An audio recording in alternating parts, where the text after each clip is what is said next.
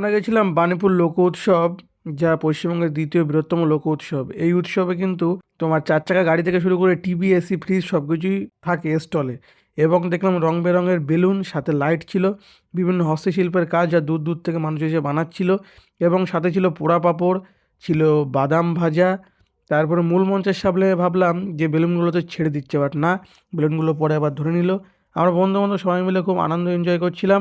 এবং ছিল পাপড়ি চাটের দোকান, যা আমরা কোনো মেলায় গেলে ট্রাই করি না।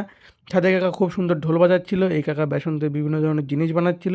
সাথে ছিল মরণকূপ এবং বাচ্চাদের ড্রাগন, যা বড়রাও চড়ছিল। এবং ঠান্ডায় ঠান্ডা লেগে যাবে বলে লস্যিটা ট্রাই করলাম না।